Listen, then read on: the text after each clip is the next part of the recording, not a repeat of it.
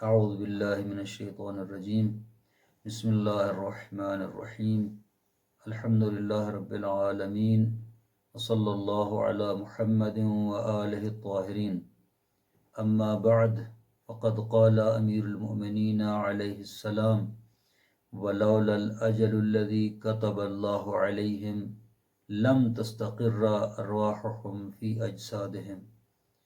سامعین گرامی، آج کی گفتگو کا موضوع یہ ہے کہ متقین کی نگاہ میں موت کیا ہے۔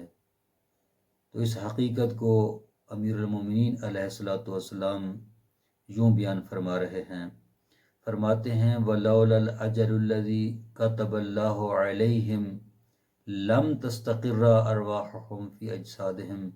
اے حمام، متقی لوگ وہ ہوتے ہیں کہ اگر اللہ تعالیٰ نے ان کے لیے موت کا وقت مقرر نہ کیا ہوتا تو وہ ثواب کے شوق اور عذاب کے خوف سے ان کے بدنوں میں روح باقی نہ رہتی۔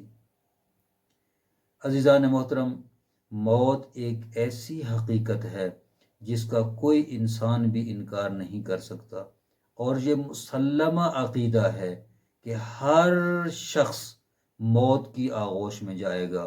کل نفس ذائقۃ الموت، ہر نفس نے موت کا ذائقہ چکھنا ہے۔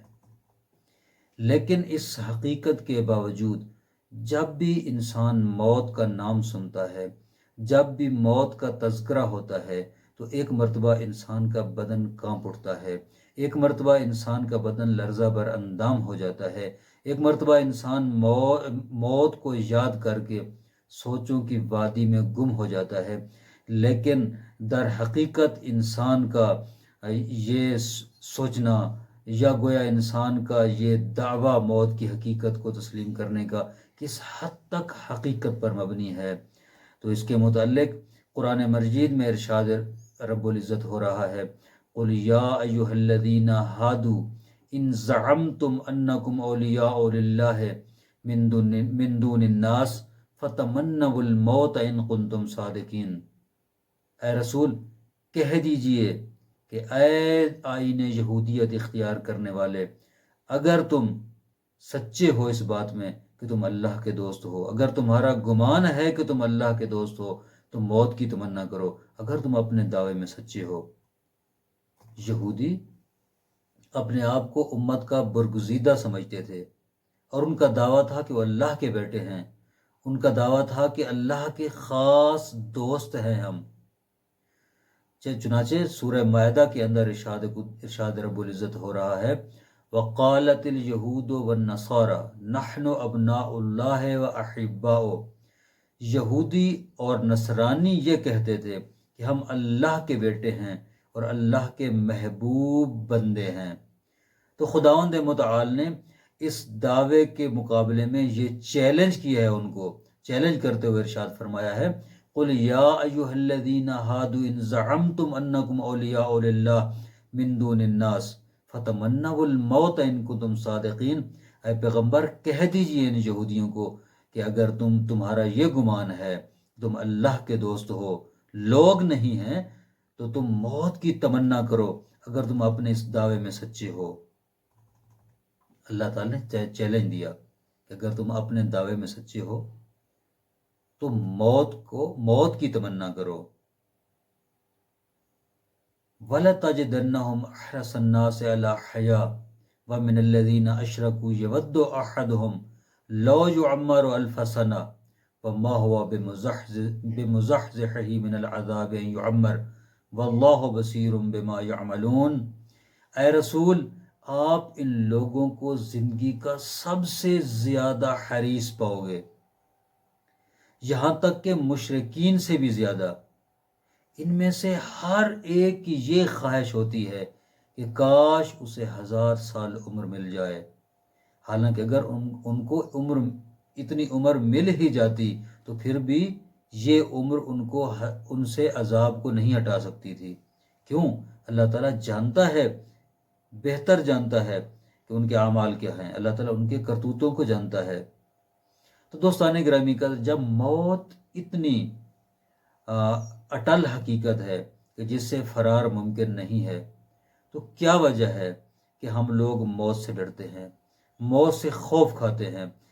بہت سی اس کی وجوہات روایات کے اندر موجود ہیں، لیکن ان تمام وجوہات کا خلاصہ صرف دو چیزوں میں کیا جا سکتا ہے، ایک ضعف عقیدہ اور دوسرا بدعملی۔ ضعف عقیدہ کب ہوتا ہے؟ جب انسان کو معرفت نہ ہو۔ امام محمد تقی علیہ الصلوۃ والسلام ارشاد فرماتے ہیں، کسی نے پوچھا ان سے، ما بال ہؤلاء المسلمین یکرہون الموت، مسلمان موت سے کیوں ڈرتے ہیں؟ تو ارشاد فرمایا، لأنہم جہلوہ کرہوہ ولو عرفوہ وکانوا من اولیاء اللہ عز وجل احبوہ ولعلموا ان الآخرۃ خیر لہم من الدنیا، کیونکہ وہ موت کی حقیقت سے جاہل ہیں اس لیے موت سے ڈرتے ہیں۔ اگر انہیں موت کی حقیقت کی معرفت حاصل ہو جائے تو وہ موت سے نہیں ڈریں گے، بلکہ موت کے ساتھ محبت کریں گے، اور انہیں یہ معلوم ہو جائے گا کہ آخرت دنیا سے بہتر ہے۔ بس ان کے ڈرنے کی وجہ ضعف عقیدہ ہے، معرفت کا نہ ہونا ہے۔ اور اس طرح دوسرا بڑا سبب جس کی وجہ سے انسان موت کی آغوش میں جانے سے ڈرتا ہے، وہ قرآن نے یوں بیان فرمایا ہے، وَلَا يَتَمَنَّوْنَهُ أَبَدًا بِمَا قَدَّمَتْ أَيْدِيهِمْ وَاللَّهُ عَلِيمٌ بِالظَّالِمِينَ، یہ لوگ موت کی تمنا ہرگز نہیں کریں گے۔ کیوں؟ انہیں پتہ ہے کہ وہ اپنے ہاتھوں سے کس قسم کے اعمال بھیج چکے ہیں۔ اللہ تعالیٰ جانتا ہے ظالمین کو۔ امام حسن مجتبیٰ علیہ السلام سے کسی نے سوال کیا، یا ابن رسول اللہ ما بالنا نکرہ الموت ولا نحبو، اے فرزند رسول کیا وجہ ہے کہ ہم موت سے ڈرتے ہیں اور موت کو پسند نہیں کرتے؟ تو حضرت نے ارشاد فرمایا، انکم اخربتم آخرتکم وعمرتم دنیاکم فانتم تکرہون النقلۃ من العمران الی الخراب، کیونکہ تم نے اپنی آخرت کو خراب کر دیا ہے اور اپنی دنیا کو آباد کیا ہے، بس تم ڈرتے ہو اس بات سے کہ آباد جگہ سے ویران جگہ کی طرف کیسے جاؤ گے۔ اس مفہوم کو سامعین محترم بہت سی روایات کے اندر بیان کیا گیا ہے۔ دنیا کو چھوڑ کر آخرت کی طرف جانے والے شخص کی مثال کچھ اس طرح ہے کہ سب سے پہلے اسے اپنی منزل مقصود کا علم نہیں ہوتا، اس لیے وہ ڈرتا ہے، جبکہ خداوند متعال نے اس منزل مقصود کا تعین کر دیا ہے۔ فرمایا ہے، انا للہ و انا الیہ راجعون، ہم اللہ کے لیے ہیں اور اللہ کی طرف ہماری بازگشت ہے۔ منزل بھی انسان کو معلوم ہو، راستہ بھی انسان کو معلوم ہو، لیکن وہ راستہ طے کرنے کی طاقت نہ رکھتا ہو، پھر بھی اس راستے پہ جانے سے انسان ڈرتا ہے۔ اس کے پاس منزل بھی ہو، راستہ بھی ہو، طاقت بھی ہو اس راستے کو طے کرنے کی، لیکن راستہ خوفناک ہو، پھر بھی انسان اس راستے پہ جانے سے ڈرتا ہے۔ تمام اسباب موجود ہوں، لیکن آخرکار اس کا ڈر اس وجہ سے بھی ہوتا ہے کہ وہ جانتا ہے جہاں جا رہا ہے اس کے لیے اس کی جگہ موجود اس میں نہیں ہے، اور نہ ہی اس کے لیے وہاں کوئی ٹھکانہ موجود ہے۔ فَإِنَّ الْجَنَّةَ هِيَ الْمَأْوَىٰ، خدا نے تو یہ ارشاد فرمایا ہے کہ انسان موت کے بعد جنت میں جائے گا یا جہنم میں جائے گا، تو مومن کا ٹھکانہ کیا ہے؟ ان الجنت ہے الماوا، کہ جنت اس کا ٹھکانہ ہے۔ وہ جانے والا یہ جانتا ہے کہ اللہ نے تو یہ بیان فرمایا ہے کہ جنت مومن کا ٹھکانہ ہے، لیکن اس کے پاس یہ ٹھکانہ موجود نہیں ہے، اس لیے انسان موت کی آغوش میں جانے سے ڈرتا ہے۔